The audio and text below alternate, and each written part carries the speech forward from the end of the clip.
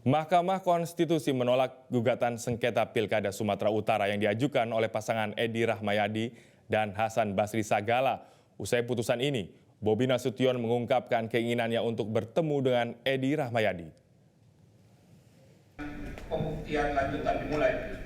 Kalau mau mengajukan ahli, CV, surat izin terhadap ahli, hal tersebut disampaikan oleh Bobi Nasution usai mendengar kabar tentang sengketa Pilkada Sumut yang diajukan oleh Edi Rahmayadi dan Hasan Basri Sagala ditolak dalam sidang putusan dismisal yang digelar MK pada Selasa kemarin.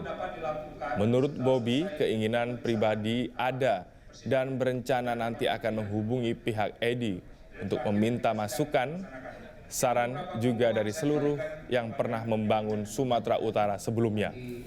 Bobi juga mengatakan pihaknya akan mengikuti tahapan selanjutnya. Informasi yang diperoleh dari tim pemenangan, KPU Sumut akan melaksanakan rapat pleno secepatnya.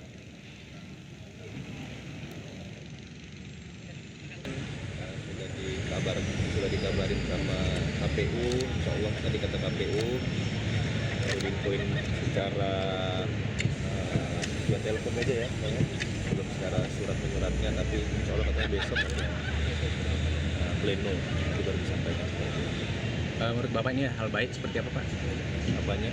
Putusan ini baik bagi Bapak dan tim seperti apa Pak? Ya, yang pasti yang kita lakukan nanti akan koordinasi tentunya dan di Sumatera Utara yang bisa kira-kira apa program-program yang kita usung yang bisa dijalankan di tahun 2025. Ada mengadakan syukuran nggak Pak?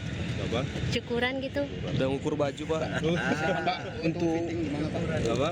Belum, baru diumumin tadi langsung ada fitting. Pak, untuk pas diumumin saya sama Bang Jaki lagi di Pringadi, dari Rumah Sakit Pringadi. Bang Jaki kemarin janji juga mau berkantor di sana, jadi tadi kita kenalin juga, kita sampaikan program-program sudah kita jalankan dan apa yang ingin dilakukan. Jelajahi cara baru mendapatkan informasi. Download Metro TV Extend sekarang.